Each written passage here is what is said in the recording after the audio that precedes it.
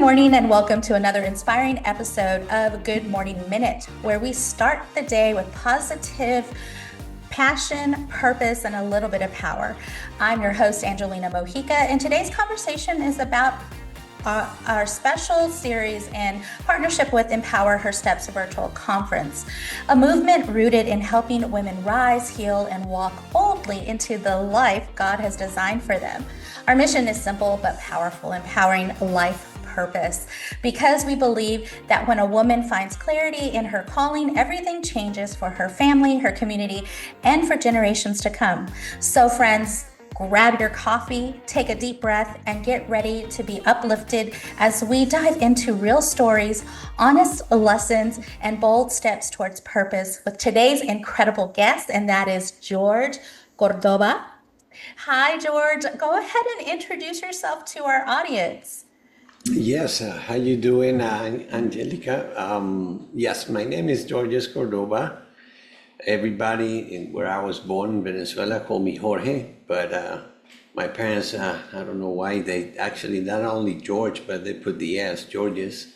I was born in Venezuela, but I came to the States back in 1980 to play NCAA Division I tennis with a full ride scholarship. So I was able to do my engineering degree for free because of my tennis. And so I started a pretty good career in computer science to the point that 25 years later, I became a chief technology officer. I was in technology for a while, basically serving big companies like Royal Caribbean, Del Monte, and Burger King Corporation, and many other companies that are set in Southeast Florida. But now I live back where I went to school in New Mexico, Las Cruces, New Mexico. And my journey has been very, very blessed all through the years. We have 5 kids, now there are 5 adults. We're grandparents of 4. But when I was 42, I was 3 weeks after my mother passed of lung cancer. I was diagnosed with an advanced and very aggressive form of cancer, malignant melanoma. It was already ulcerated, the tumor. So I fought the disease for 10 years and I had 10 surgeries. As a matter of fact, this past July 12th, it marked my 13th year free of cancer. But the ride wasn't really pretty at all. I don't actually wish this to anyone. It was really tough because we had 5 young kids at the time. They had just lost their dear grandmother of cancer, and now daddy has it.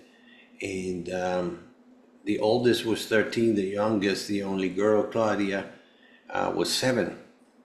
So think about it, 10 years wondering if daddy would make it or not. So that's how they grew up. At the end of the day, though, because of the length of the disease, we ended up being broke. We had to tap into our 401ks, we also IRAs, and college funds that we have for the kids, because on year 8, and you know how expensive it is to get sick here in the States. So thank God we're people of faith, and everybody at church really helped us out, family and friends. And when I say, for me, when I look back now at those 10 years, I see them as a blessing, because God gave me the chance to sing the song I was born to sing, which is helping people. Back in 2017, I decided to stop my CTO career, which was pretty I would say it was very weak at the time, because I had to transition out of my position. I could not really attend and be as productive if I could be with what I was going on with these treatments and so forth. On year 8, Angelina, how do you pronounce it? Angelina? Yes, Angelina, that's fine. On year 8, I was frustrated, broke, and really tired of this vicious cycle of surgery, treatment, remission, recurrence. surgery, treatment, remission, recurrence. Every time was quote unquote in remission, I would celebrate with my family, my friends, my tennis buddies that I was trying to still play, and I did try to play even through, tough times physically and obviously emotionally. But on year 8, after my first craniotomy, I have metastases of 8 tumors in my brain, and 2 of them were not operable, by the way, in the back lobe. But the other 4, 2 of them went away with, I don't count those as surgeries, but gamma knife procedures. And then I did have 4 brain surgeries on me. And after that first brain surgery, they gave me these pills, which by the way, every it was gonna be oral. Every capsule, they say this chemo will penetrate the brain, and because the brain is very cautious of what it accepts up there. And so I took it like everybody else. We become kind of like dependent on doctors, and I'll tell you in a second all about that. But so they said, well, you're gonna take. By the way, each capsule was $1,000 per capsule, and I had to take 1 every day from Monday to Friday. Take a break on the weekend, Saturday and Sunday, and do it again for 3 weeks. On my second Monday, my 6th one, I really thought I was getting a heart attack. The side effect was anxiety attack. I was just not in a good place, and like I said, I was frustrated with this vicious cycle, and now it's in my brain. It's like crazy. So when I come down, I call my sister, I say, look, pick up the kids. My wife, when she was coming from work, I asked her to go to church, and we went to a chapel. And I went to the front, right by the altar, and kneel and just cried my butt off. I don't know for how long, but I surrender. I just say, look, these guys are trying to help me, but it's been too long. I don't want to live my life like this. Thank you for all the surgeries, because I will not be alive. I've always been thankful for that. But so praying for discernment, I decided to stop traditional treatments, and I just went the holistic health route to heal. And like I told you before we started, this past July 12th, it was my 13th year free of cancer. And so 8 years ago, and it's gonna be in October, 8 years ago, October 2017, I decided to take another leap of faith. One was, I have doctors in the family, everybody was saying, George, no, keep going with your treatment. And I said, look, it's not working for me. You see, maybe my tennis helped me with that. I mean, the best coach we have is our intuition. But, unfortunately, I'm a hypnotherapist as well, on top of being a holistic health coach and a nutritionist. There's 13 rules of the mind. Before we jump into this other transition into what I do today, but one of the rules of the mind is one of the strongest, which is the mind tends to go to what is familiar, even when we suffer. So for us, we were taught that the only option is to go to an oncologist. That we have nothing else to think about, because we're trained to do that. It's like the little elephant. I don't know the story if you know it, that they tie him as a baby with this tiny rope. And he grows up to be able to break trees, and he's still there because he grew up to believe that was supposed to be. So I broke that paradigm. I just went ahead and said, you know what, enough. I'm gonna go natural. So that was a leap of faith. I did pray a lot. The second one was transitioning from being in technology to being in health and wellness. And I became a holistic health coach. Then I had my MBA on transformational coaching and nutritionist. I wrote a book, and it became a bestseller, both in English and Spanish. Wow. Even though my first language is Spanish, the first one, the first version, it was in English in January 2021, right with COVID around. And it became bestseller on day one. So I was like, oh my goodness. And then in April, on St. George's Day, San Jorge's Day, and I just launched the Spanish one, and it also made it, but close to midnight, but it made a bestseller as well.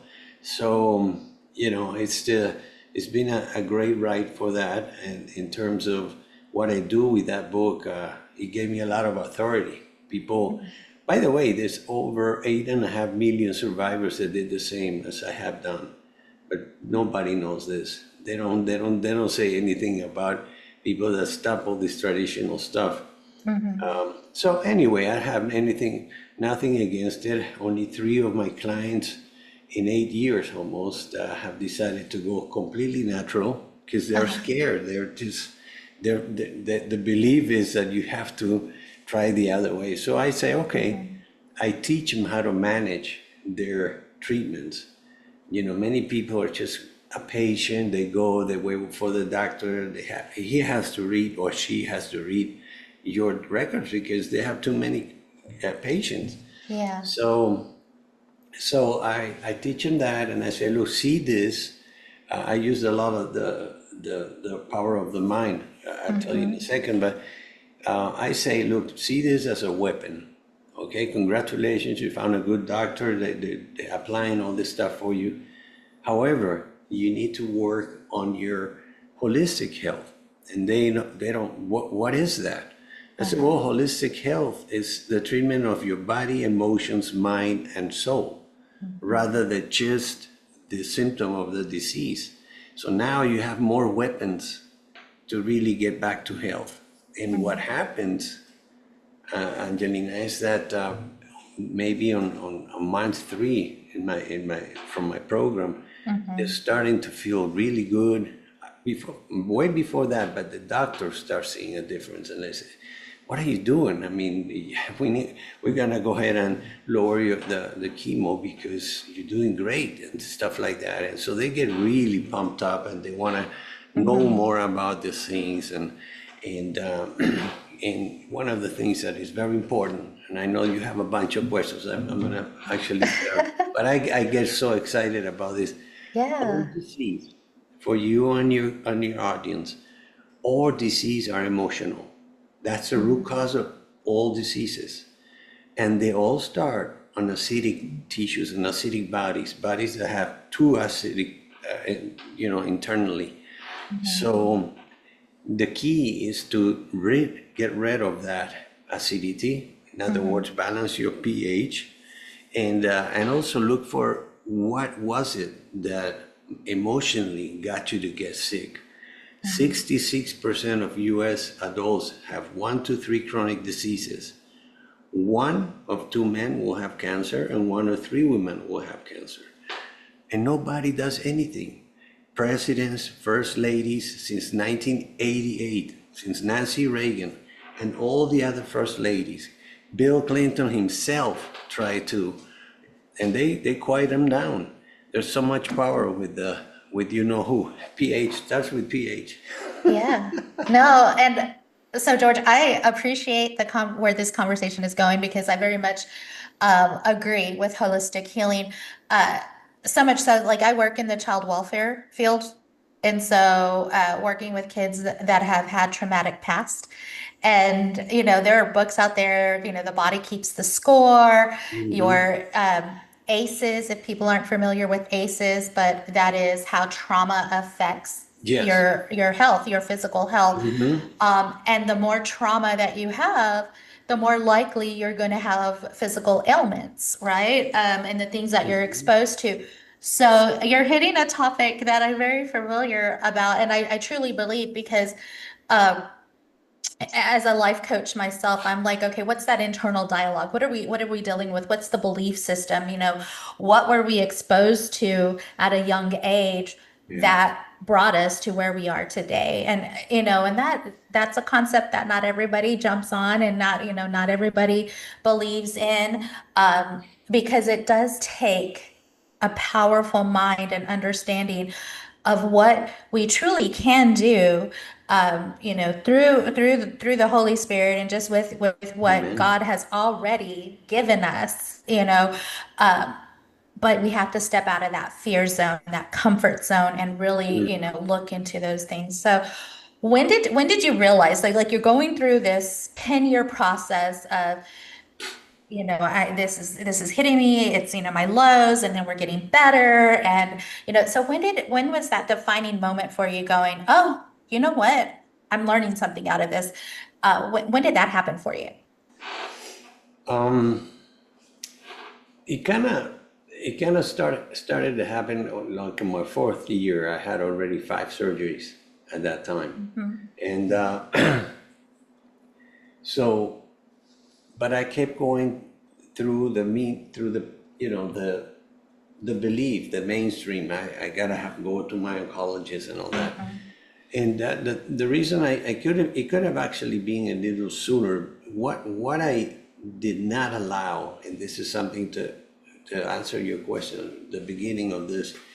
See, people are very good at playing the patient game. Oh, I'm the patient, and then the doctor said, so I'm gonna go home and do what the doctor said. The doctor does not know about nutrition. The doctor does not know about psychology, about acupuncture, about energy work. I'm a Reiki teacher, by the way, and so they don't know this stuff. And so what did it for me was on year 8, when I just heard that the disease went to my brain. At that point, I said, look, this doesn't make sense. I'm a father of 5, blessed with 5 kids. They're growing up fearing daddy's gonna go, like grandma. And I'm tired of this stuff. And I'm broke. And I'm not ready to keep going like this 1 more year, on this stuff. Yeah. So at that point, like I said, when you said when, it was on my knees in front of the altar when I surrendered. I really said, I don't have, it was not about a comfort zone. It was just, I'm tired, Lord. You have the capacity. These guys are trying. I'm not saying it's not working for me. So what do I do? Give me discernment. And it was then, in that point, my wife was in the back of the little chapel, and when we were leaving, she's in the medical world. So I told her, I said, look, I'm stopping. And she goes, what? And I had to go against a lot of people that really have that mindset that it has to be that way. I don't push anyone to not do it, but after a while, when they see what I did, and I put it into a coaching, but with diplomas, with that, I did visualizations 2-3 times a day. One was seeing my best colors, favorite colors, pink, light pink and light blue, which is the Jesus of mercy rays from the heart coming in through my head and going through all my body, melting away tumors. And then I also did a different one visualization, was the Pac-Man game. If you remember that game there with the creature going around. Yes. Well, I would see that a couple times a day going around and eating all my tumors. And that turned out to be really, really powerful. Actually, I gave a talk, I do speaking also. And they asked me, and I said, well, I'm gonna do one on the healing power of the mind. And wow, everybody just loved it. They said, oh my goodness. Yeah, because you just said it a few minutes ago. God gave us all these powers, but nobody taught us that we do have it. So if I told them, and many people may say, man, George is crazy. If you are responsible for what happened to you, could be your diet, not sleeping well, too stressed, whatever it is, you had acidity in your body, you had an emotional situation, maybe when you were little, and it manifested as the root cause of your chronic disease. Doesn't have to be cancer. But if you did that to yourself, you can also reverse it yourself from the inside out. I always say healing happens from the inside out. Yes. And but again, I don't have anything against the medical world. Thank God for those 10 surgeries. And they were trying. My oncologist was so nice. When I decided to go natural, I asked him, I said, look, he goes, are you sure, Georges, you want to do this? And I said, I'm really sure, but I would appreciate if you continue to do follow-ups with me. And he agreed. Many other doctors say, oh, if you don't do this stuff, I cannot work with you. This one said, okay, George, let's do that. And if whatever you're going to be doing doesn't work, maybe something new came up. They don't know better. I mean, they only have 1 week of nutrition in their curriculum when they're studying medicine. So, I can't blame them. The newer generations of doctors, they're coming a little open up more with functional medicine and stuff like that. So, yeah. I like it, with the things that you're saying, because it is similar in my story too, because a lot of the outcomes I was seeing in my life, and I know I didn't struggle physically or with my health at the moment, but I struggled in relationships. I struggled in, a poor money management. I struggled in a lot of things like that. But it didn't, it all came back to my rock bottom and going, okay, here I am trying to control everything when I really, and the word you use, surrender. And that has been something that I've learned over the years that myself, but truly surrendering and saying, you really can't control those things. What you can control is within yourself, what you do, what you say, what you believe, and what you think about yourself. And in that, when you can grasp a hold of that and who you really want to be in the world, that's when you start seeing it outwardly, right? That's when you start seeing it in your profession, in the way you do the things that you do and the things that come to you, the opportunities. Setbacks aren't really anything but a setback, because it can help you move into another direction. Maybe you didn't quite understand the direction you were going, but it definitely can assist in that way. I am so intrigued by your story. I want to know. I really just want to know more. But through it all, what helped you heal and grow during this time of transformation? What was it that helped you really say, okay? Because you did a whole career change. I mean, you did several changes. So what do you think it was that helped you heal and grow during this time of transformation? Yeah, great question, by the way. Um, Faith.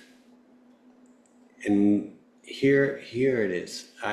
When I surrendered and I decided to go natural, Mother Earth pharmacy, God's pharmacy, God started to send me angels in the form of humans, people that I had no idea they would step forward to help us. It was seven people eating at home, one income at one point. Because I tried to transition and I worked from home for 12 months, 24 months with a company that I was being transitioning at to another CTO. But it was faith. And one time at church, we were Christian Catholics, and that was in Mass in the mornings. I mean, going through, my stuff, the chemo and the surgeries. And the priest, the pastor, dedicated the communion in that particular Mass, half-hour Masses in the morning during the week. And he dedicated to my health. And at that moment, Angelina, I felt this warmth, kind of like current going through my body, and some tears came out, which I call it, when you cry, it's your soul cleaning up. And just for me, it was just unexpected. When I received my communion, I was just being thankful and saying, give me some time, more time to be able to see my daughter have her first communion.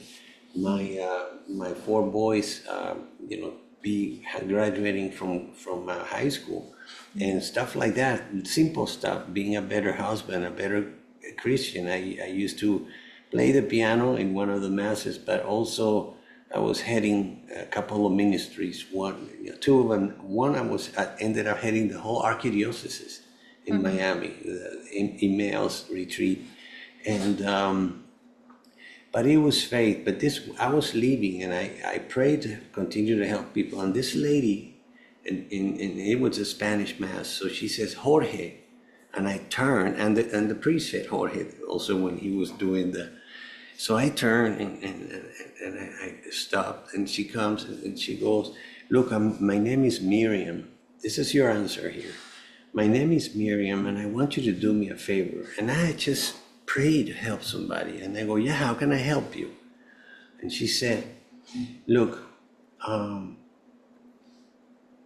bet you wake up at night worried and with anxiety and stuff. And then before I answer, she goes, just remember, Jesus did the same thing when he knew what was coming. So that's normal. That's you as a man. It's your ego. But the favor that I want to ask you is, when you wake up again, do you wake up every single night about 2 or 3 in the morning? Check out my wife, and then I go for each room and see the kids, and then I sit there in the living room. She goes, well, next time it happens, grab your Bible, go to the New Testament, and focus on Jesus's miracles, on Jesus' miracles. So long before I woke up, I did my routine. I sit down, I opened the New Testament towards the end, obviously, of the Bible. And it was right. That was my message for me. It was the lady that couldn't stop bleeding. You remember that story? In those days, real quick, if they found out, you couldn't even cook at your own house. It was that bad. And she heard about the master, about Jesus, and there was a commotion because he was running towards, resuscitate Lazarus with the 2 sisters and a bunch of people pushing him around. And she took with a leap of faith, she actually, knowing the culture, still went and tried to touch him. And she touched his gown, and he stopped. He says, who touched me? And the apostle said, Master, everybody's pushing you around and everybody's touching you. He says, no, who touched me? And everybody got quiet, and she said, it was me. And she had the courage to do that. He looked at her and said, sister, the only time that he says brother or sister, your faith has healed you. Your faith. He never said, oh, I'm the son of God, I'm here. No. The cream of the crop, no. And then I went and I looked for another one. Your faith has healed you. Your faith has healed you. And that really resonated to me. Then the next Sunday in church, they were reading the letter of James. In this particular thing, he says, hey, do not deceive yourself. Show me your faith with your actions. Because faith without action is dead. And I took that to the root of my soul. And said, I gotta take action. I cannot just be a patient. The doctor doesn't even, he has to read my report before he comes to see me for 5 minutes or 10, because they're so busy. Yeah. So I took action, and I just said, you know what? I'm gonna control my disease. Because of my competitive background with tennis, I tried to play professional, but I had injured myself. And so I started doing all kinds of things. And at that moment, when I decided to go, that was right before I decided to go natural. But when I decided to go natural, I would actually also pray for protection. Why I say this? Because everybody fears cancer. So when they know that you have it, oh, George, how you doing with this PD? Hi, how you doing? Have faith. And how you doing? And I just say, wow. I would pray before I would go out. I do my Reiki signs. Yes. And then someday when they will ask me like this, I would just say, I'm doing great. How you doing, Victor? And they will go, well, okay, what's going on with this guy? Yeah, no, and you're hitting on something that's really important, because a lot of people unconsciously, we let a lot of people speak into our lives, whether it's a comment, whether it's out of pity, whatever, oh, poor George, I know you're sick. And you took control, you took responsibility, and you said, you know what? I'm not going to let people speak that on me. I'm not going to pick up that energy. I'm not going to pick up Mm-hmm. those ideologies as far as my health, because my health is my responsibility, and I'm going to, encompass this mindset, this faithful mindset of healing. I want to be healed. So anybody coming at me that's speaking outside of what I want for myself, I'm going to, hey, I'm doing great. How are you? Yes. I love that because, and not a lot of people understand what that means. And Yes. we're probably going to challenge some of our listeners out there right now too, in regards to what we're speaking. But I feel how faithful you are. On this end of Mm. the screen. And it's so true. Even stepping into my own journey and hearing others, there is this moment of just as coming to the altar, coming to Jesus, and just allowing that spiritual connection Yes. heal internally, that spiritual understanding, and open up another possibility for you to do whatever it is that you need to do in Yes. life, for sure. Man, I love that. I'm so inspired too. I'm just like, oh, where can I get your book? Because I'm definitely Yes. gonna order In that. Amazon, I'll send you the Yeah, links. yeah, for And sure. by the way, you touch on a few things. That was obviously you're a life coach, but yeah, it is important to protect ourselves from the fears of others because we can Mhm, pick up on that energy. And mhm, that's really 99% of the time when people that are going through cancer accept that. They just feed off the fear of others. And so, I have to tell you that when it was my turn to go to see my doctor, I would tell Christina was his nurse practitioner. I would just call. I said to the assistant, "Can you let Christina know that I'll be down there, down in the hospital gardens, and to just call me or beep me. They still have beepers to let me know that it's my turn." I did that, so I avoided to sit down there to wait with families that were with long faces, so worried, and death and this and so that really I couldn't stand that energy. So it wasn't not prejudice. I just said I have to protect myself. So I would go downstairs to the mhm, garden under a tree reading a positive book until it was my turn. And but what one thing that you did say is, see, people don't do this on purpose. It's just that's what we think of cancer, uppercase letters and bolded, and it's not the case. It's not really the case. And again, it's not hereditary either. We found mhm. out with epigenetics that cancer, particularly cancer, except one kind, which is the meningi, it's hereditary. Mm, What's hereditary is our lifestyle, the family culture and lifestyle. That's what mhm, is hereditary. But mhm. really, it's emotional. And I mean, we could talk for hours. What, Yes. yeah, Yeah. No, we could. I mean, just a lot of what you're saying. I could go in, every other direction. But definitely want to invite you again to oh another yeah, podcast. I'll be Definitely. honored. Yeah. So let me ask you, George, what has your story done to shape who you are today? Wow, very good. You have some great questions.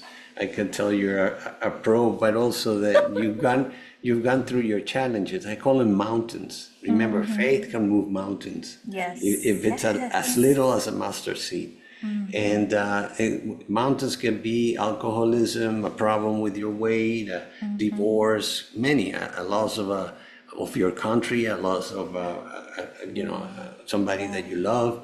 So, but for me, it was when I look back, and I know you'll read the book, but when I look back, I see my survival experience. I got the title of survivor, That's one thing. I say, because another thing, before that, one of the things that happened with my Greek side of the family, Angelina, was that I've seen my Greek side of the family pass from cancer since I was 4. My grandfather, 2 of my grandmother's sisters, my godfather, my mother's cousin, also they migrated to Venezuela from Greece. Then my uncle, my mom's brother, and then my mother. And 3 weeks after my mother, myself, The Secret, that movie that you fear this stuff and you get it. I felt that way. But, and here is your answer, after I went through the emotional roller coaster in my office, I was already a CTO, and I'm thinking, oh my God, this is not popular. When I went through all that stuff, I said, you know what? No way. I will be the first person in my family that beats this monster. I'm gonna beat the odds. And that's the title of my book, Beating the Odds, My Journey Through Holistic Health to Overcome Cancer and Advanced Cancer, because it was already a 1-stage 4 melanoma. But what that experience have made me do is I see my experience as a blessing, because I believe God gave me the chance to sing the song I was born to sing, which is helping people. I mean, I do work. It's my work, but I don't see it as work. It's a calling. I need to let people know, hey, I'm gonna do a masterclass in 3 weeks on prevention. 66% of the nation is sick. 146 million adults are super obese right now. And if things don't change by 2030, around the corner, half of our nation will be obese. The amount of, the cost of disease that's going to provide, heart disease, diabetes, you name it. So we gotta do something. So I do have a longer protocol for cancer, helping people just go back to health. But I decided, with discernment and stuff, man, I have to do something for prevention. This is crazy. It seems like they want us to be sick. Oh yeah, we're gonna find the cure. They'll never find the cure, because they're gonna lose all this trillions of dollars that they make out of this stuff. If you watch TV, we don't watch the news anymore since 2020. We decided not to watch the news. But one of the things that is important to know is that if you watch TV, because we watch obviously cable TV, when they have commercials, 1 out of 3 commercials are drugs. Yeah. And we are one of 3 countries only that still allow this stuff to be on TV or on movies. And it's funny, because 10% of the time of the commercial is, oh, happiness, I'm okay. And then the rest, 40 seconds, is what can go wrong, including death. But at the end, they say, ask your doctor before you, like the doctor knows everything. Yeah, for sure. It's true. I agree with that. Yeah. So George, what advice would you give someone currently someone that is currently in their in between? In between, because they're going through the disease? Yeah. Well, here's one thing that I tell folks, and when I'm going to send you some links. You're going to see that I have a quote by one of my mentors. I haven't met him, but I read all his books. He says, no one will believe in you until you believe in you. You have to, I urge you to take time for yourself. Don't allow this mainstream to take you from the morning to night, and then you get into this routine that you don't give yourself time. I could offer, we could talk again. I could possibly will tell you, I guess when I'm interviewed, maybe we could do a workshop about the human cycle, the sun, and this is for you guys that are in the middle, or you're going through this and you're wondering, because you're starting to find out on year 3 that you're not better. What do I do now? Okay, so one of the things, first of all, is you must understand that you need to have a good sleep. Maybe take some naps as well, because your body and your immune system needs strength to fight this stuff twice, not only the bad cells, but the chemotherapy. They destroy the good cells.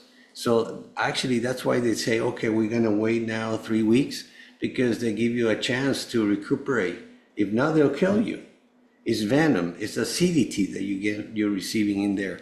So one of the things that I teach is the 24-hour cycle that we have. The moon is 28 days. The sun is 365, some years 366 days.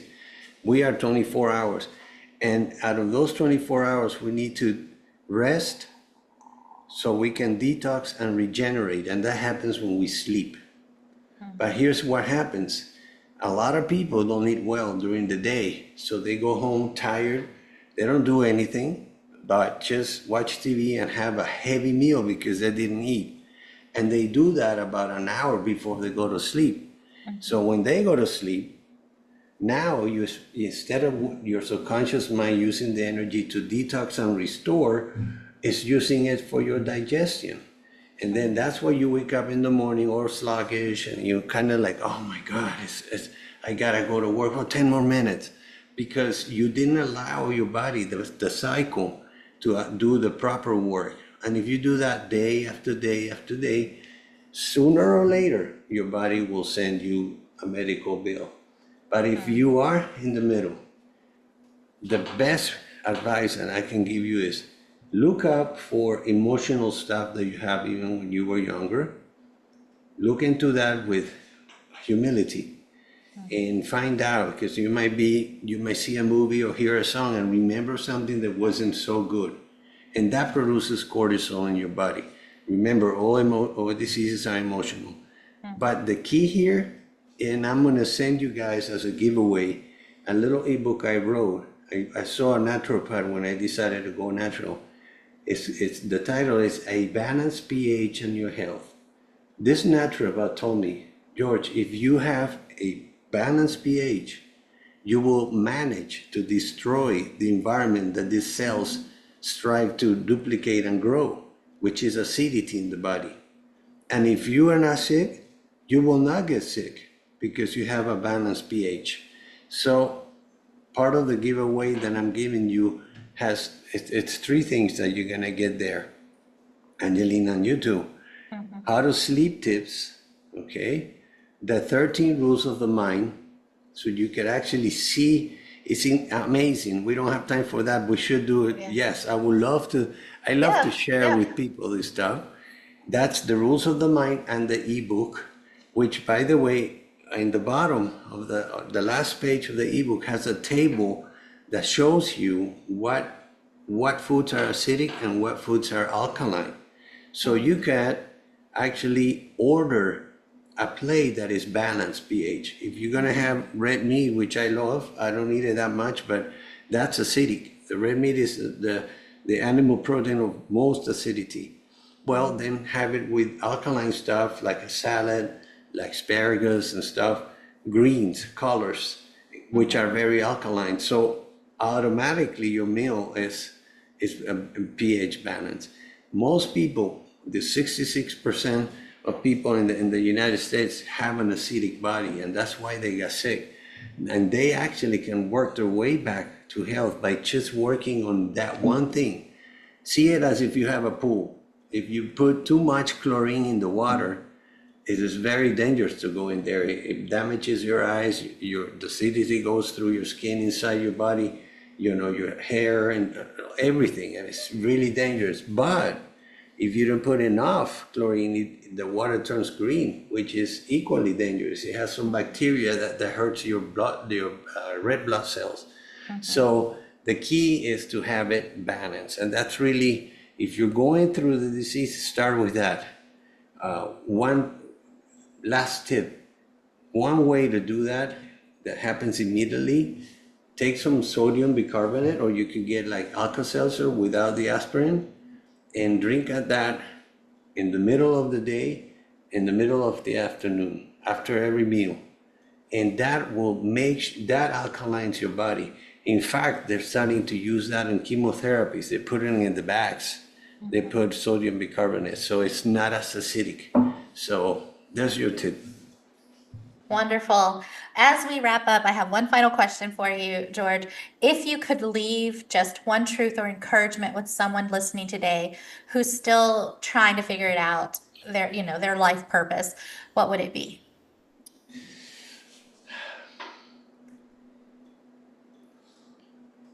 Everybody starts the year with a new resolution, right? Everybody has an intention, let's say.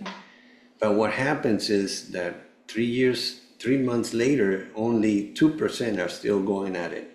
The reason for that is because people don't take action. So an intention without action becomes an illusion.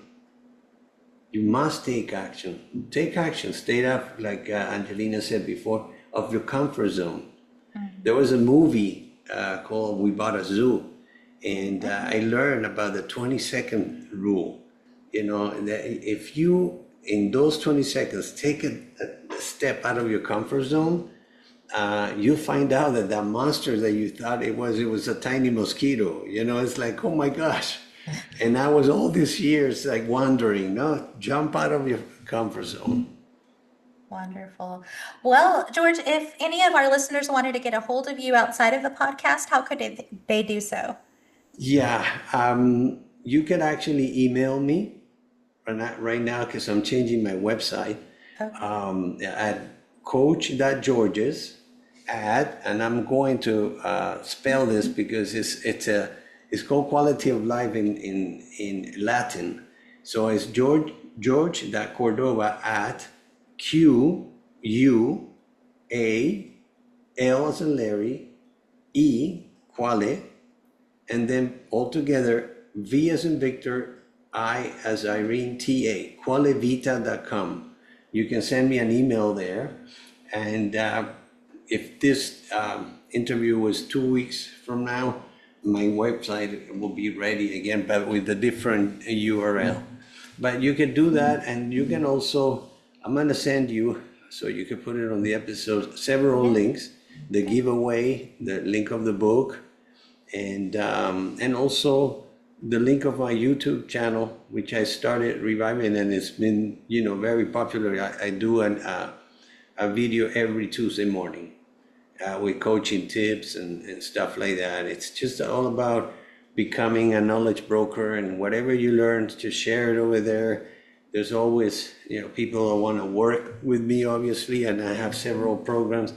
But what I'll do is also add you, if you don't mind, to my email list. So when I have a master class or something, you can let people know, and Absolutely. I'd love to share any information or knowledge you are willing to send me so I can send to the listeners as well. Okay, Angelina. Wonderful. Go ahead. Real Sorry. quick, your name, Angelina, you're an angel. That's Angelina is like a little angel, I think. So cool.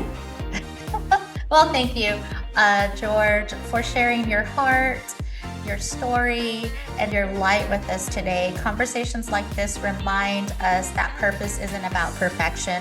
It's about showing up, growing through what we go through, and trusting that every step matters. Here at the Good Morning Minute and through the Empower Her Steps movement, we believe every person has a calling worth discovering and a voice worth using. So wherever you are today, remember your purpose is powerful and you're not walking alone.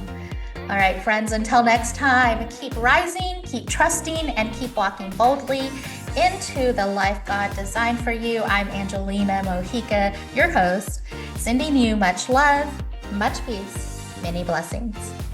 Amen.